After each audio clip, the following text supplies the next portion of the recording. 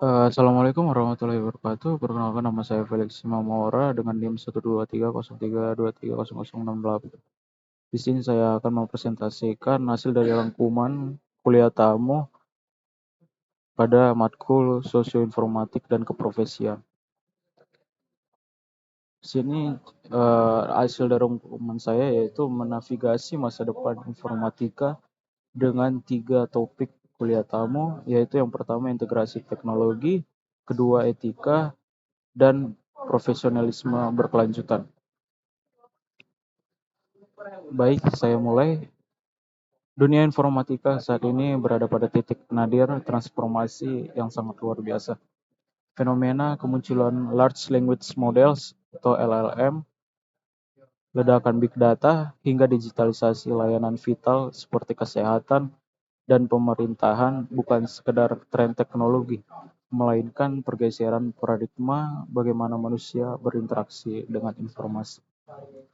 Sebagai mahasiswa informatika, saya memahami aspek teknis saja tidak lagi cukup.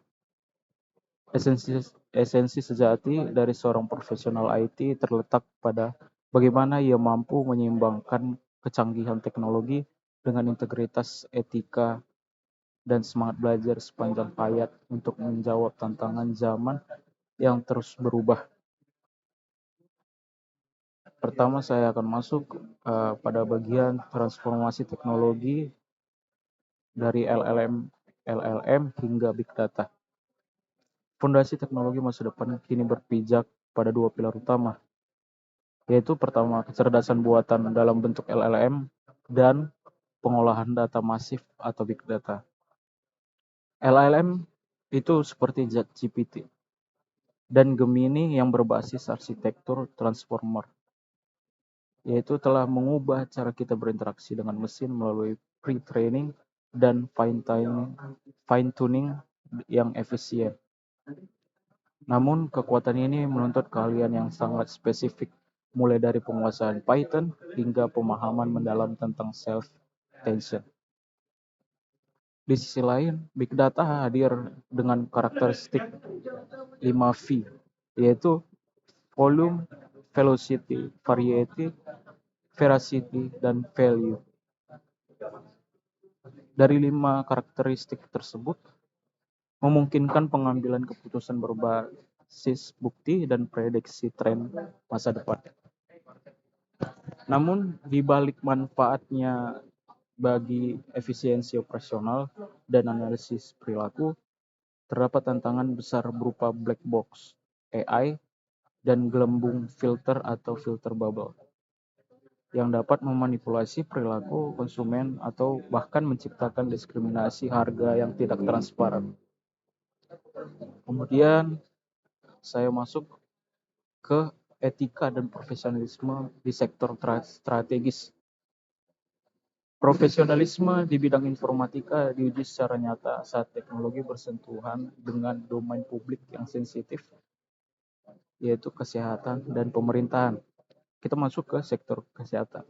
Di lingkungan rumah sakit, kesalahan kecil dalam sistem informasi seperti SIMRS atau LIS dapat berakibatkan fatal bagi keselamatan pasien.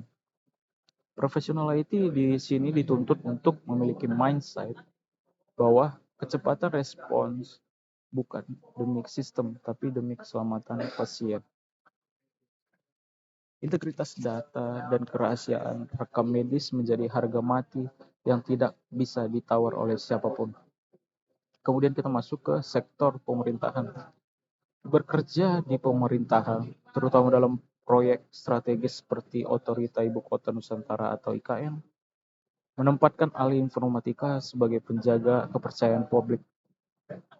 Prinsip netralitas dan transparansi menjadi sangat krusial, terutama dalam menghindari konflik kepentingan pada proyek pengadaan TI. Di sini, etika bukan hanya soal sistem yang berjalan, tetapi bagaimana arsitektur data tersebut berdampak luas pada keadilan layanan publik.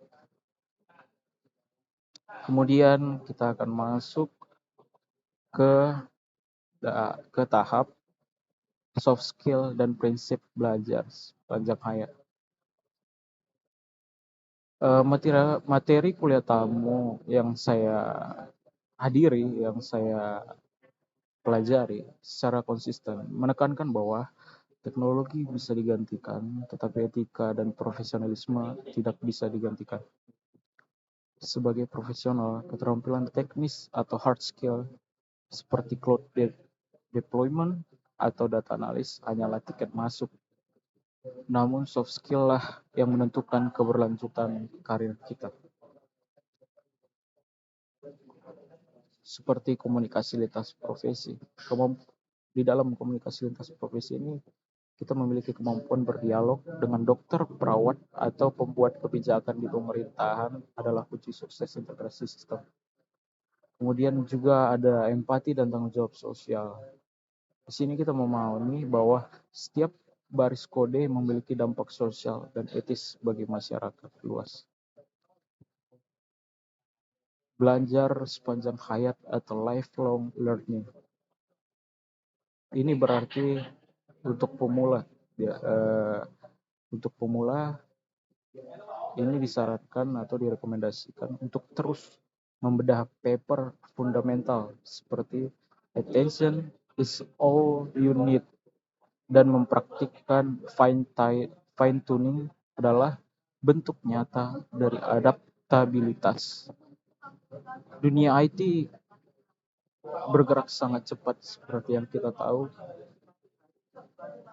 dan kita harus tetap belajar, tidak boleh berhenti belajar, karena ketika kita berhenti belajar berarti kita tertinggal dengan perkembangan zaman tersebut.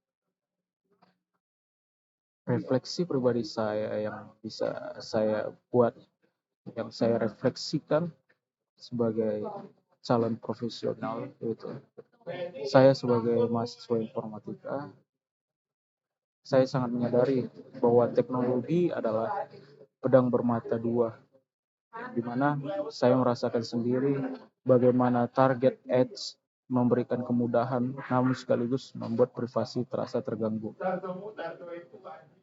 Tantangan terbesar saya ke depan adalah bagaimana membangun sistem yang efisien tanpa mengorbankan privasi pengguna. Saya berkomitmen untuk tidak hanya menjadi tukang ketik kode, melainkan menjadi profesional yang memiliki integritas tinggi.